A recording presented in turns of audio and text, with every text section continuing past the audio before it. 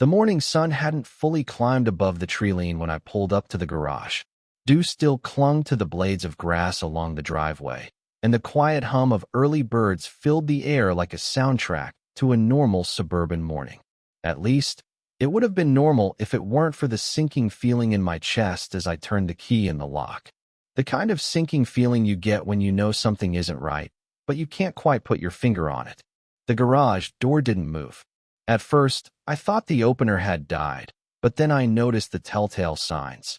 Tire marks across the concrete pad, streaks of fresh oil, and, oh God, the unmistakable bulk of two massive trucks, packed shoulder to shoulder, engines cold but ominously present.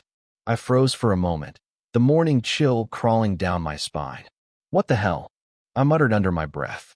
I had rented that garage space to the county sheriff. Yes, the actual sheriff of my county. It wasn't some casual arrangement. It was a serious deal. He needed a secure place to store his department's vehicles temporarily while his precinct underwent renovations. And I had trusted him. I had trusted that no one, absolutely no one, would think they could just roll two massive trucks into my space and claim it as their own. But apparently, someone thought they could. I walked around the garage, heart pounding. Each step echoed against the concrete like a countdown. The first truck was a glossy black Ford F-350, the kind of vehicle that could swallow a small sedan whole. Its hood shone in the morning light, reflecting the little trees that lined my driveway. The second was a white Ram 2500, parked so close to the first that I couldn't even open the driver's side door without risking a dent. Whoever did this didn't just inconvenience me, they flaunted it. My phone buzzed. It was Karen. Of course, it was Karen. The same Karen from 2 streets over who always thought she owned everyone else's life. Her voice as sharp as a whip even through the speaker. "Morning, Daniel," she said, her tone dripping with fake sweetness. "I just thought I'd, help out. Figured you could use a little extra storage. I hope you don't mind." I gritted my teeth so hard I thought I might crack one. "You put trucks in my garage?" I asked slowly, like I couldn't quite believe she had actually done it. "Oh, don't be so dramatic," she chirped. "They're just trucks. Big trucks. I didn't think it would be a problem." "You didn't think it would be a problem?" I repeated, my voice rising. "Karen, I rented that space to the sheriff. You can't just park your trucks in there." "Oh, come on, Daniel. It's not like anyone's using it anyway," she said dismissively, as if her own logic mattered more than reality. I ran a hand over my face, trying to collect the remnants of my composure. "You know what? That's not just inconvenient. It's illegal. You're trespassing, Karen. This isn't your property. These trucks, they need to be out before the sheriff shows up, or we're going to have a very serious problem." There was a pause on the other end of the line, a silence so thick I could almost hear the cogs turning in her mind as she weighed her next words. Finally, she spoke. "Oh, Daniel, always so uptight. It's just a couple of trucks. I thought you'd be grateful I'm helping." "Helping?" I scoffed, the word tasting bitter in my mouth. "You're not helping. You're making things impossible. Do you even realize what could happen if the sheriff sees this?" The line went dead before she could answer. Typical Karen. No accountability, just chaos and the smug satisfaction of thinking she's smarter than everyone else. I leaned against the edge of the garage, staring at those trucks, my mind racing. The sheriff wasn't going to wait. His department needed those vehicles yesterday. And here I was, stuck between a neighbor who clearly had no respect for boundaries and a county law enforcement officer who, while friendly, didn't take kindly to delays, especially not ones caused by a petty neighbor dispute. I needed a plan. Fast. The problem, of course, was that these weren't just vehicles you could push out with a bit of muscle. These were heavy-duty, locked, insured, and, if the vents were checked, traceable immediately. I couldn't just call a tow truck. That would escalate things even further. And Karen? She was stubborn, manipulative, and had the uncanny ability to twist any confrontation so it looked like she was in the right. I sighed and ran my fingers through my hair. I needed evidence. Pictures, timestamps, proof that these trucks had appeared without my permission. My phone buzzed again, and I realized with a sinking feeling that Karen had probably already anticipated this step, preemptively covering her tracks or crafting some story to deflect responsibility. I opened the garage door manually, squeezing my shoulders through the gap and stepping inside. The air smelled faintly of gasoline, warm rubber, and a hint of audacity. I walked between the trucks, my hand brushing against the cool metal, counting spaces, estimating angles, thinking, how had she even gotten them in here? There wasn't enough clearance without precise maneuvering. That meant someone with skill. Either Karen had help, or she had skills I didn't know about. A text popped up from the sheriff. "Daniel, you said the garage was ready. Everything okay?" I typed back a quick reply. "Not exactly. We have a situation. I'll call you in a few." As I stepped out of the garage to take a deep breath, I realized that this wasn't just a neighborly annoyance. It was a power play. Karen had crossed a line, one that could spiral out of control if I didn't act carefully. And knowing her, she would escalate if she sensed hesitation. I walked back toward my house, glancing over my shoulder at the two trucks sitting like silent sentinels. My mind raced with scenarios. I could call the sheriff immediately, but what would that make me look like? Overreacting? Petty? No, the sheriff needed to know, but timing was everything. I needed leverage, and I needed it fast. I poured myself a cup of coffee, black, letting the bitter liquid anchor me. My phone buzzed again, another text from Karen. "Relax, Daniel. You'll thank me later." I nearly threw the mug across the room. That smugness, God, that voice in text form, was infuriating. She thought this was a game, a puzzle she had solved while I scrambled to keep up. But she didn't know one crucial fact. This garage was my leverage, my connection to the sheriff. And if Karen thought she could manipulate me or the situation, well, she was about to find out just how wrong she was. I grabbed my keys and headed back outside. My plan wasn't fully formed yet, but one thing was clear. Karen had made a mistake, a serious one. And when the sheriff arrived, that mistake would become painfully obvious. I just had to survive the morning without letting Karen's smug satisfaction get under my skin. And, more importantly, without letting this situation explode in my face before I was ready. The street was quiet, birds still chirping, the sun inching higher, casting long shadows from the trees along the curb. I could hear the faint rumble of engines in the distance.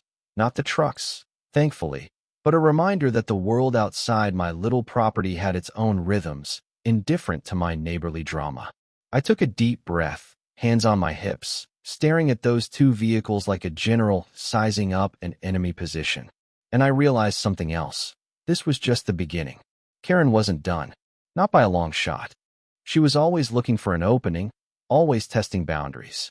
And I had a tendency to react emotionally, sometimes too quickly. This time, I had to be smarter, calculated, tactical. I had to anticipate her moves before they happened, because once the sheriff showed up, the stakes would skyrocket, and there was no turning back. I checked the clock. 30 minutes until the sheriff was supposed to arrive. 30 minutes to figure out how to turn Karen's audacious stunt into her own downfall without getting myself caught in the crossfire. I clenched my fists and muttered under my breath, "Let's see how smart you really are, Karen." The driveway was empty, save for those two trucks that now dominated my garage like symbols of chaos. The sun caught on the chrome rims of the F-350, glinting almost like a warning. I felt a shiver run down my spine, not from fear, but from anticipation. The morning had started quiet, but by the end of it, nothing would be the same. And as I watched the trees sway gently in the breeze, I knew one thing for certain. Karen had just lit the fuse. And I was standing right there, ready to watch the fireworks, or try to survive them. By the time I heard the first siren echo down the street, my stomach was already in knots. I had paced the driveway at least 3 times, counting tire marks, recalculating angles, and rehearsing exactly what I would say to the sheriff.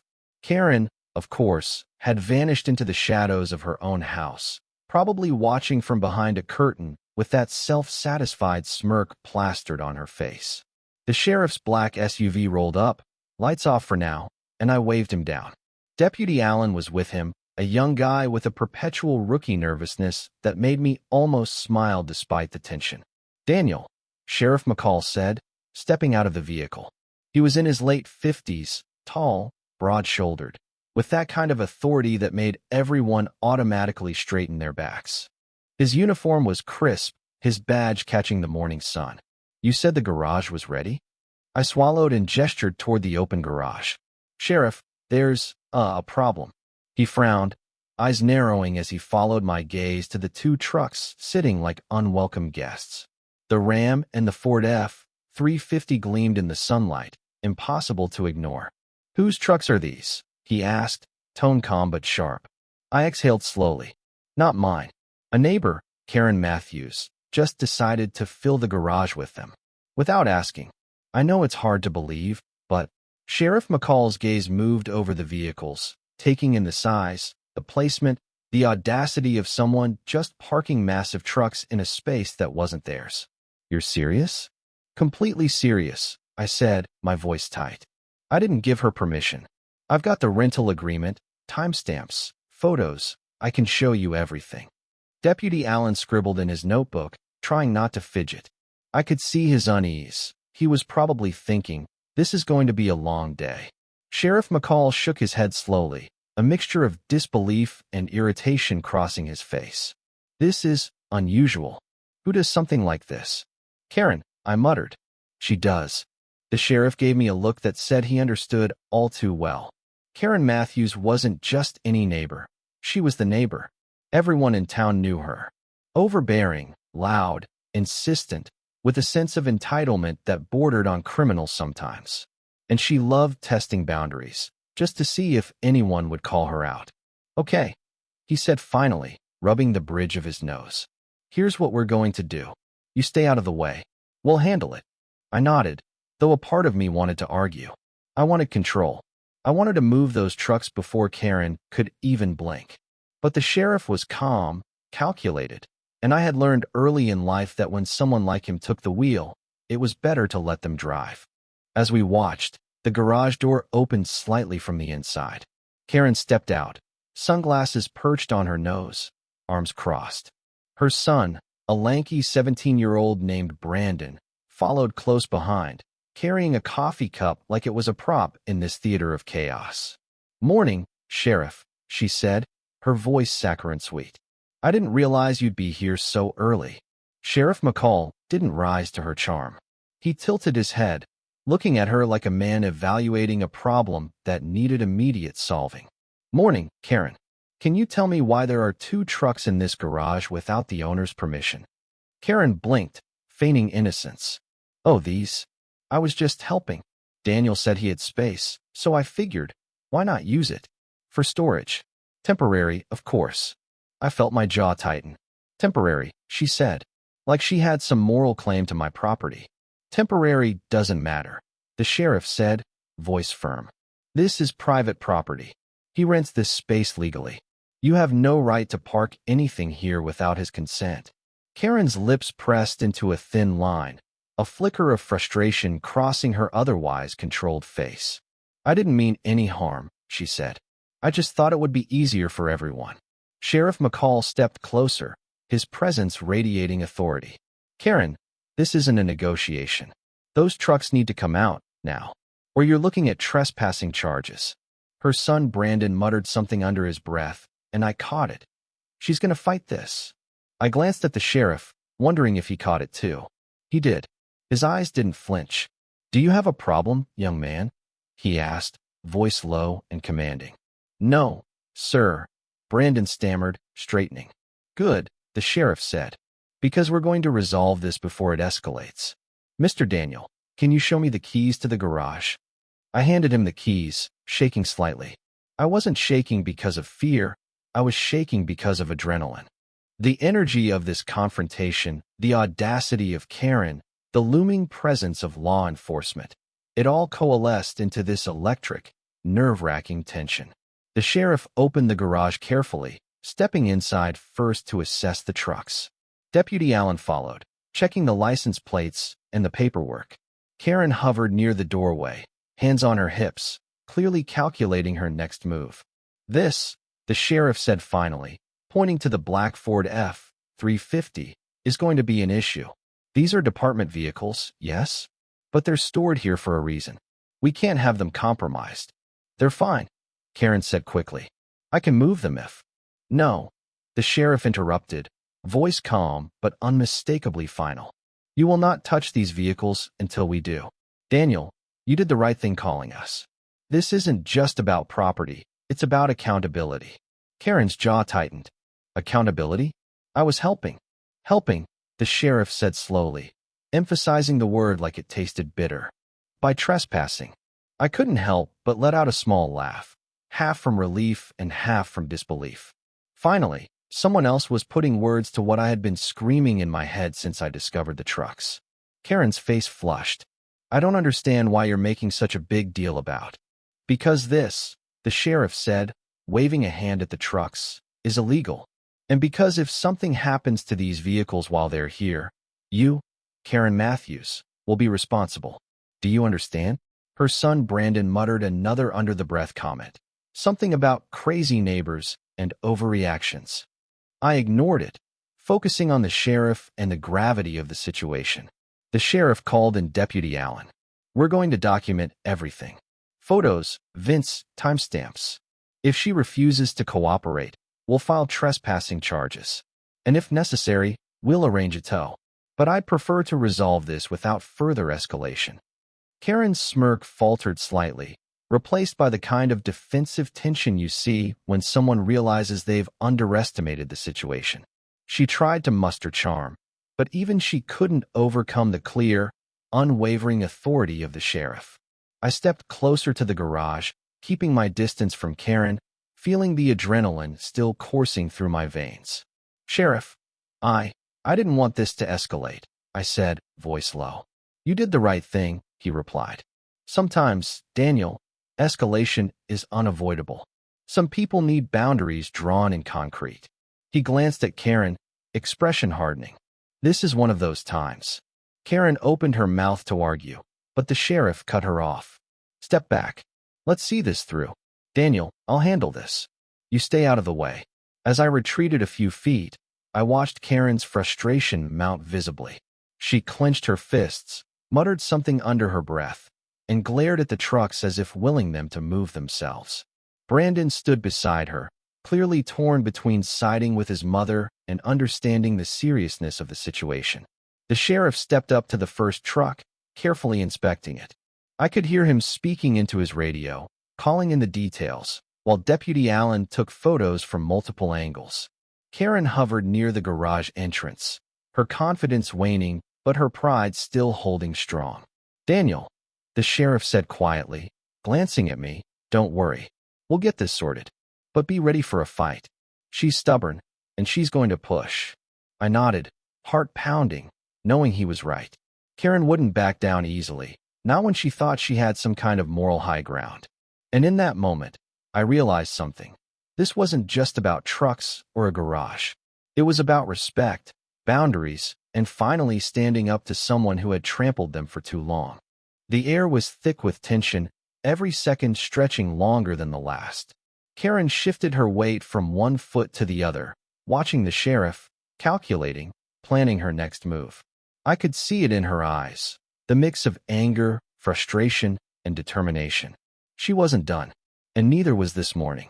By late morning, the tension in my driveway had reached a level that made my chest tighten and my stomach churn. The sheriff had called in reinforcements. 2 more deputies were now on site, and the trucks were still in the garage, immovable and defiant. Karen Matthews had stationed herself like a general, arms crossed, glaring at every movement. Brandon lingered awkwardly beside her, shuffling his feet and muttering under his breath. You've got to be kidding me, I muttered, pacing along the driveway. Each step echoed against the concrete as if mocking my frustration. Deputy Allen was snapping photos and jotting notes, clearly following orders, but with that nervous energy that made it obvious he wasn't used to handling this level of absurdity. Sheriff McCall, on the other hand, was calm. Too calm, almost. He surveyed the trucks, took measurements, and made phone calls with the precision of a man who had dealt with situations like this dozens of times before. Karen, meanwhile, had started her passive-aggressive campaign. Every few minutes, she would mutter under her breath loud enough for me to hear. They're fine. No one's hurt. Daniel's overreacting. She circled the garage like a hawk, taking mental notes, plotting. I tried to ignore her, focusing on what needed to happen. The trucks had to be moved without triggering a confrontation that could spiral into legal chaos. But it was hard. Every glance in her direction reminded me that this was a neighbor who had zero respect for boundaries, zero fear of consequences, and zero intention of backing down. The sheriff finally called us all together. "Karen," he said, his voice cold and unwavering. "You have three options. 1. You move these trucks voluntarily. 2. We file trespassing charges and arrange for towing. 3. I call in a tow team now, and you do nothing while it happens. Your choice." Karen's eyes narrowed. She opened her mouth to speak, then closed it, as if realizing none of the options favored her. She shifted her weight, tapping a foot impatiently. I think I can maybe move one," she stammered. "No." The sheriff cut her off immediately. "Do not touch a single vehicle. We'll handle it." Brandon groaned quietly. "Mom, seriously?" She shot him a glare that could have frozen fire. "Stay out of it, Brandon." The deputies moved in, blocking the entrances to the garage while the sheriff guided Karen back to the side. "Step over there," he said. "This is your last chance to cooperate without escalating further." Karen huffed, muttering something about how unfair this was.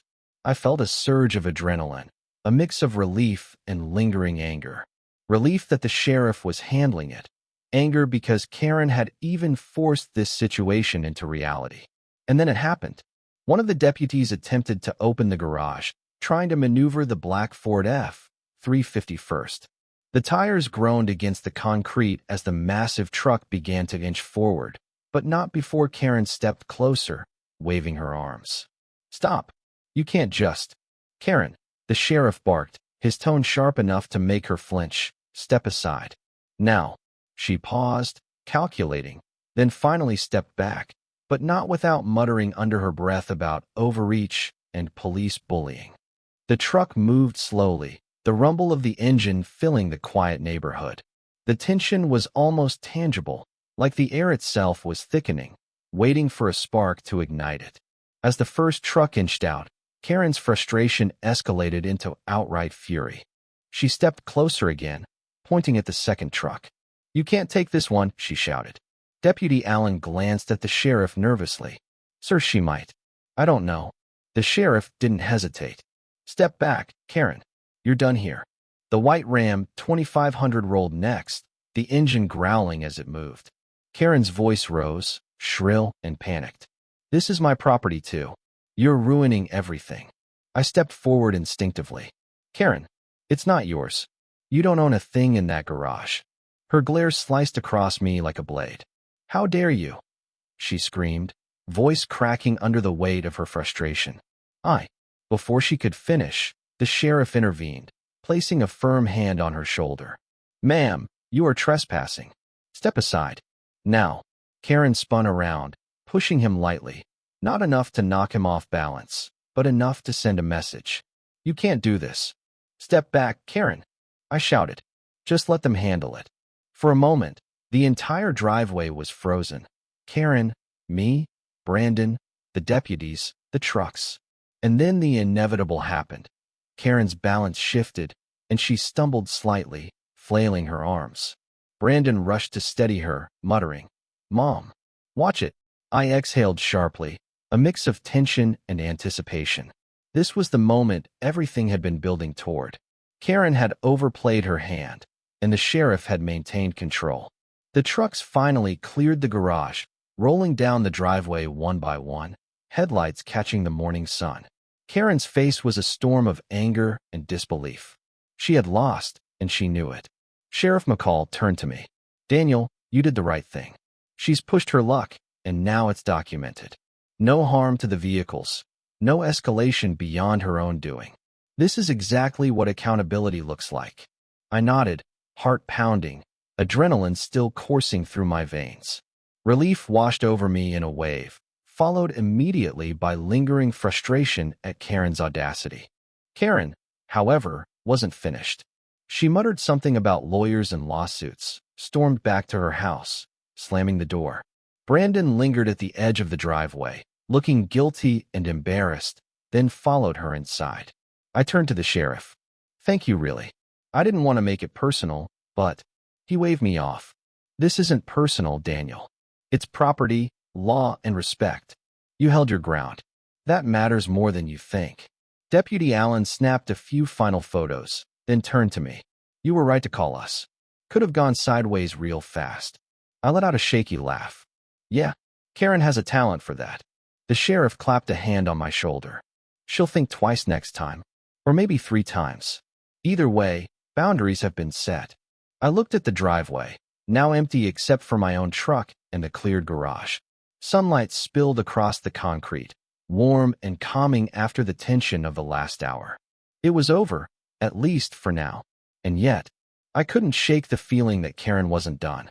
Neighbors might whisper, Brandon might roll his eyes, but Karen had a stubborn streak that was as long and unyielding as a steel beam. I had won this battle, yes, but the war for peace in the neighborhood was far from over. Still, for the first time that morning, I felt a deep, satisfying sense of triumph.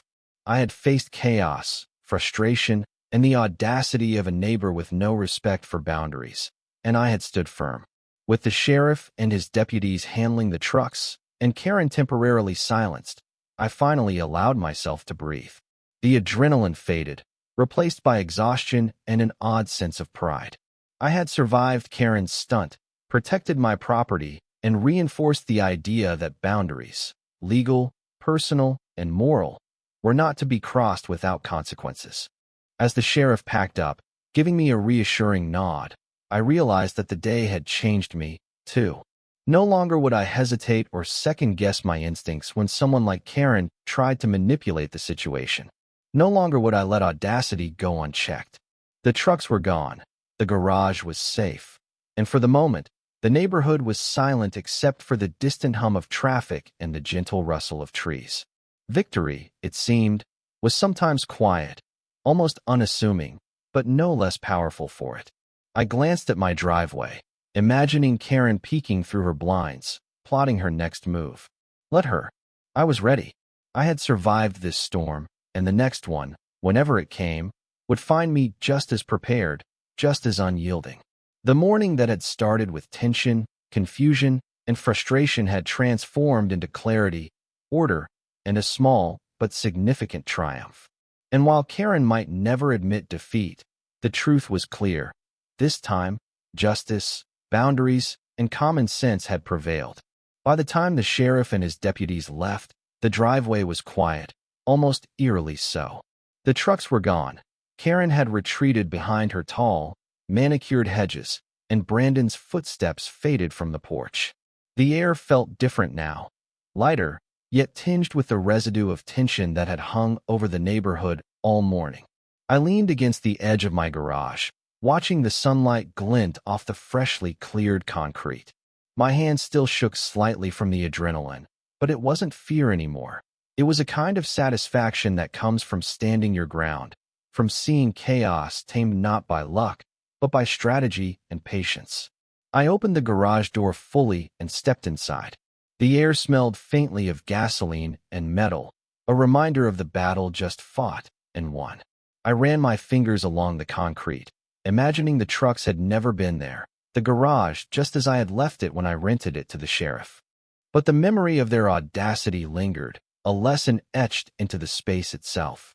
I couldn't help but chuckle. Karen Matthews. Of all people, who would have thought she'd escalate something so absurd to the level of a law enforcement intervention? And yet, here we were. Somehow, the most overbearing neighbor in the county had underestimated me and underestimated the law.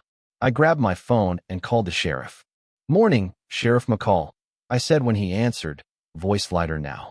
"Morning, Daniel." Everything's settled. His tone carried that measured calm he always had, the kind that made you trust him immediately. "Yeah," I replied. "Trucks are gone. Karen? Well, she's sulking, but everything's under control. Thanks again for stepping in." He chuckled, a low, warm sound. "You handled yourself well, Daniel. Don't let anyone tell you otherwise. You stayed calm, kept your evidence ready, and let the law do its job. That's exactly how you handle a neighbor like Karen. I smiled despite the lingering tension. I think she's finally learned a lesson. Maybe. Or maybe she'll just plot her next move. Either way, you're ready now. I hung up and let out a long breath, feeling the weight of the morning lift. For the first time in hours, I felt free to think again, to consider what had just happened and what it meant. The sun was higher now, casting long shadows across the driveway. I stepped back, letting the light wash over me, and realized something profound. Boundaries weren't just about property lines or legal agreements. They were about respect. Karen hadn't understood that, and she had tested it to its absolute limit. But the truth was undeniable now. I had rights, and I had the courage to enforce them. I started tidying the garage, moving boxes back into their rightful places, running a rag along the countertops. Each motion was almost meditative, a way to reclaim my space, my sense of order, and my sanity. The chaos Karen had brought felt like a distant storm now, dissipating into the bright, warm day. As I worked, my phone buzzed again. It was a text from Brandon. "Sorry about my mom. Hope she didn't ruin your day." I smiled, typing back. "She's persistent. But we're fine. Thanks for reaching out." It wasn't a dramatic apology, but it was something. A small acknowledgement that not everyone in Karen's world shared her audacity or her disregard for others. I pocketed my phone and took another deep breath. By midday, neighbors had started appearing in small clusters along the street, curious and gossiping in hushed tones. I waved at a few, offering smiles and small nods.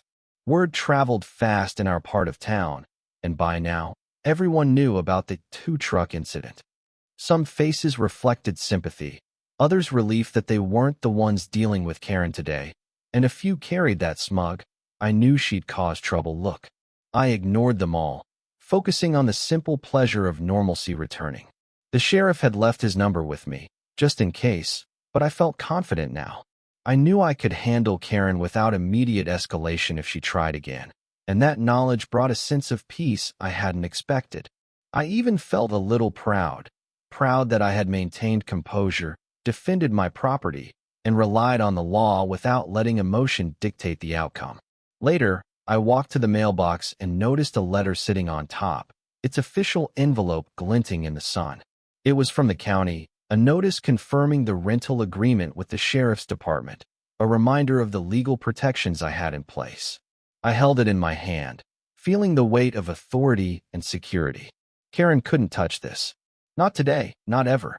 I looked back at the garage, imagining it filled with chaos just a few hours earlier. The space seemed almost sacred now, reclaimed by reason, law, and patience. I ran my hand over the doorframe, feeling a strange sense of accomplishment. As the afternoon settled in, I decided to make myself a cup of coffee, sitting on the front porch and letting the warm sunlight wash over me. The neighborhood had quieted again, the whispers fading, and a gentle breeze rustled through the trees. For a moment, everything felt right. And then, almost predictably, I saw Karen at her window, peering out, muttering to herself, probably plotting her next move. I smiled, taking a slow sip of coffee. She would always be a challenge, always pushing boundaries, always looking for ways to cause chaos. But I had learned something invaluable today. With calm, evidence, and the right support, even the most audacious neighbor could be kept in check. The garage remained my sanctuary, my property, a symbol of boundaries respected and chaos conquered. And while Karen might never admit defeat, the truth was clear. This battle had been won, decisively and fairly, with the law and my own resolve standing side by side. As the sun began its slow descent, casting golden hues across the neighborhood, I allowed myself a quiet smile. Today had been more than a conflict over trucks or garage space. It had been a test of patience, courage, and the power of standing firm.